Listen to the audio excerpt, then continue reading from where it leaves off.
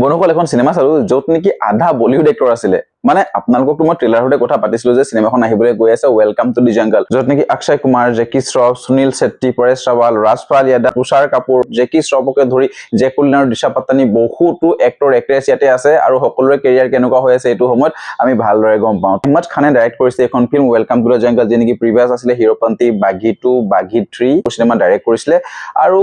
সেইখিনি সিনেমা চাই আমি এখন সিনেমা অনুমানটো কৰিব পাৰোঁ যে ডাইৰেকচনছ কেনেকুৱা হ'ব ঠিক আছে কিন্তু তথাপিও সিনেমাখনে কিমান এন্টাৰটেইন কৰিব পাৰিলে বা এই সিনেমাখন আমি যেনেদৰে ভাবি আছিলো তেনেকুৱা ধৰণে হ'ল নে কিবা ডিফাৰেন্ট হ'ল ট্ৰেইলাৰটো যেনেকৈ আহিলে তেনেকুৱা সিনেমাখনে তাতকে আৰু অলপ কিবা বেলেগ হ'ল সকলোবোৰ উত্তৰ আপোনালোকে এই ভিডিঅ'ত পাই যাব মই এখন সিনেমা চাই দিলো যে নেকি 25 তাৰিখে ৰিলিজ দিছিলে একদম অনেষ্ট ৰিভিউ আপোনালোকৰ আগত দাঙি ধৰিব বিচাৰিছো যে এই সিনেমাখন কেনেকুৱা হ'ল আচলতে আপোনালোকে এই সিনেমাখন চাবলৈ হ'লে একদম লজিক নাইকিয়া কৰিব লাগিব দিমাগ একদম তলত ৰাখিব লাগিব কাৰণ কেলে কমেডি সিনেমা হয় ইয়াত আপোনালোকে একো লজিক বিচাৰি নাপায় জাস্ট আপোনালোকে একদম এটা এন্টাৰটেইনিং মুভি যদি আপোনালোকে বিচাৰিছে যে বহুত সময়ৰ পৰা একদম ফ্ৰাষ্ট্ৰেট হৈ আছো action crime drama thrilling suspense মিস্ট্ৰি তেনেকুৱা টাইপৰ সিনেমা চাই যদি আপোনালোকে একদম বোৰ হৈ গৈছে তেতিয়াহ'লে যদি আপোনালোকে এন্টাৰটেইন হিচাপে যদি সিনেমাখন চাব পাৰে তেনেহ'লে ওয়েলকাম টু দি জংগলখন আপোনালোকে নাচাব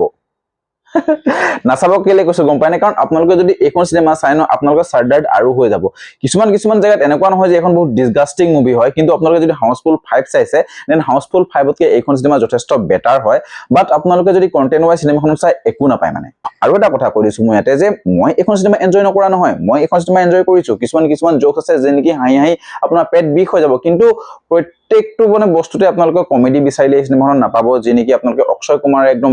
বেষ্ট এক্টিং কৰিছে বান্দাই মানে হেই যেতিয়া কমেডি জনৰাটোত নামি যায় তেতিয়া কমেডিও মানে তাক ৰেসপেক্ট কৰিব লগা হয় যে এনেকুৱা ধৰণৰ এক্টিং হি কৰে ইয়াতে যিবোৰ এক্টৰ এক্ট্ৰেছ আছে সিহঁতৰ ডাউনফলটোক লৈ পেলাই এনেকুৱা ধৰণে মানে এক্টিং কৰি ইনসাল্ট কৰি পেলাই ডায়লগবোৰ লিখা হৈছে য'ত নেকি আপোনালোকে সেইখিনি চালে একদম কমেডি এটা পাই যাব বন্ধুসকল বহুত বেছি দিনকৈ যদি প্লটটো কথা আৰম্ভ কৰিবলৈ যাওঁ উইদাউট স্পইলাৰ যে ইয়াতে দেখা যায় এটা ডাঙৰ বিজনেছমেন একদম ষ্টাৰ্টিংতে দেখা যায় ডাঙৰ বিজনেছমেন যি নেকি টেক্সৰ কাৰণে তাৰ পইচা বহুত মানে মাৰ খাব পাৰে তো সেই কাৰণে হি প্লেনিং কৰে যে এখন এনেকুৱা ধৰণৰ সিনেমা বনাম যি নেকি বহুত কোটি টকা খৰচ কৰিম আৰু সেইখন সিনেমা কি হ'ব লাগিব ফ্লপ হ'ব আৰু তাৰ কাৰণে হি এনেকুৱা এক্টৰ মানে ফ্লপ এক্টৰক বিচাৰি পেলাই এটা অভিযান চলোৱা যায় য'ত নেকি গোটেই আধা বলিউডৰ নমুনাখিনি আহি পেলাই হাজিৰ হৈ যায় আৰু তাৰ পাছত আৰম্ভ হয় এনেকুৱা এটা ট্ৰেইনিং যি নেকি আৰ্মি কেৰেক্টাৰ থাকিব সিনেমাখনত মানে সেই ফেক সিনেমাখনত আৰু সিহঁতক ট্ৰেইনিং দিয়া যাব আৰু সেই ট্ৰেইনিঙৰ পিৰিয়ডটো সঁচা কথা ক'বলৈ গ'লে একদম হিলেৰিয়াছ আছিলে য'ত নেকি কমেডিখিনি আপোনাক সোমাবলৈ বাধ্য কৰাব তাৰ ট্ৰেইনিং কমপ্লিট হৈ যোৱাৰ পাছত সিনেমাখন একদম ৰিয়েল শ্বুটিং কৰা দেখুৱাই তাৰ পাছত সিহঁতি এনেকুৱা এডোখৰ লোকেশ্যনছত যায় যি নেকি বৰ্ডাৰৰ একদম ওচৰত থাকে য'ত এখন গাঁও থাকে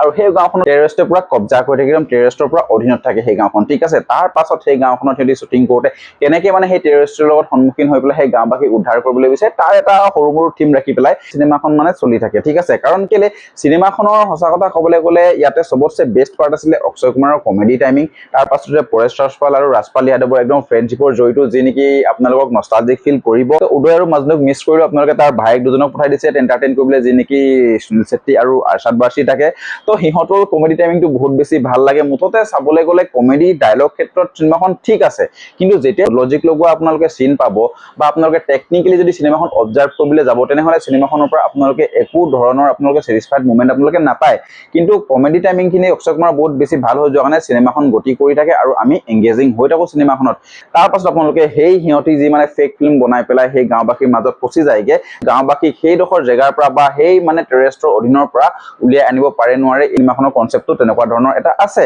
তো তাৰ মাজত আপোনালোকে চাব লাগিব জেকি শ্ৰফৰ কেৰেক্টাৰটো কেনেকৈ প্লে কৰিছে জেকুলিনৰ কেৰেক্টাৰটো কেনেকৈ প্লে কৰিছে দিশা পাটানী কেনেকুৱা ধৰণৰ দেখুৱাইছে কালেৰ মেহেন্দি কেনেকৈ ব্যৱহাৰ কৰিছে তো ইমানখিনি এক্টৰ এক্ট্ৰেছ এই সিনেমাখনত আছে যে তেওঁলোকে ৰান টাইম দিওঁতে সিনেমাখন বহুত বেছি দীঘলীয়াও হৈ যায় কাৰণ 2 ঘণ্টা 45 মিনিটৰ এখন সিনেমা সঁচা কথা ক'বলৈ গ'লে সিনেমাখনৰ মই কমেডি পাৰ্টটো মই বেয়া পোৱা নাই মই ভালেই পাইছো কিন্তু টেকনিক্যালি সিনেমাখন বহুত বেছি উইক হয় ইয়াত যেটো ভিএফএক্স বা ইয়াত যেটো সিজিআই এফৰ্টছ দেখাইছে বা এআই জেনেৰেটেড যিখিনি সিন দেখুৱাইছে সেইখিনি বস্তু আপোনালোকে চাবলৈ গ'লে সিনেমাখন বহুত বেছি ডিসগাস্টিং হৈ পৰে তথাপিও সিনেমাখনে পেইড প্ৰিভিউজ আৰু ইয়াৰ ৰিলিজ ডে 26 ক লগ লাগি 29 crore ওয়াৰ্ল্ড ওয়াইড মানে কালেকশন কৰিবলৈ সক্ষম হৈছে য'ত নেকি 250 পৰা 300 লৈকে এই সিনেমাখনৰ বাজেট বুলি আমি শুনিছো কিন্তু এই সিনেমাখন যদি ব্লকবাস্টাৰ হ'ব লগা হয় বা হিট হ'ব লগা হয় তেনেহ'লে 300 কোটি প্লাস ইনকাম কৰিব লাগিব আৰু এইটো কনসেপ্ট লৈ 300 কোটি প্লাস হ'ব নে নহয় মোৰ অকমান ডাউট কিন্তু আছে কিন্তু ফ্যামিলি অডিয়েন্সৰ কাৰণে এইখন সিনেমা একদম ফুললি এন্টাৰটেইনাৰ হ'ব একো ধৰণৰ ভলগাৰিটি নাই সঁচা কথা ক'বলৈ সিনেমাখনত ইমান বেছি বনাপনা সিনেমাৰ ৰেফাৰেন্স লৈছে যে আপোনালোকক তিছমাৰ খান হেৰ হেৰা ফেৰী, বজৰংগী ভাইজান, লাষ্টত একদম মহাভাৰত।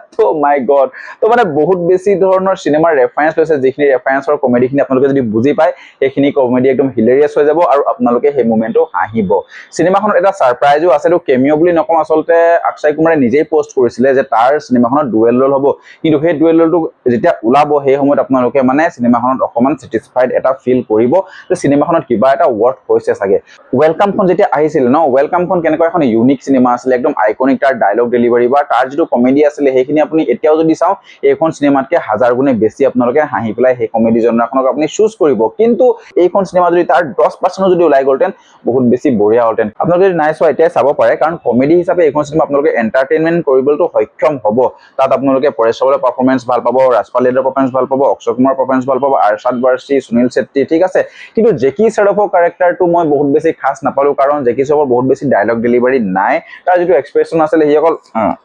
এনেকেই থাকে, তো সেই বস্তুটো মই বহুত বেছি খাছ নাপালো। কিন্তু মহাভাৰতৰ এটা ৰেফাৰেঞ্চ আছে চিনেমাখনত, সেই ৰেফাৰেঞ্চটো কিন্তু বহুত বেছি ইউনিক আৰু আইকনিক আছে, সেই ৰেফাৰেঞ্চটো ভাইৰেল হ'ব পাৰে এইখন চিনেমাৰ পৰা। তো আপোনালোকে যদি চিনেমাখন নাই চোৱা চাব, আৰু যদি চাইছে কমেণ্ট কৰি জনাই দিব ৱেলকাম টু দি জংগলখন আপোনালোকে কেনেকুৱা পালে। বাকী আপোনালোকে নিজেই বহুত স্মাৰ্ট হয়, এইখন চিনেমাৰ ৰেটিংছ কিমান দিব আপোনালোকে জনাই দিব। বাকী লগ পাই আছো নেক্সট ভিডিঅ'ত, আজিলে বাই বাই।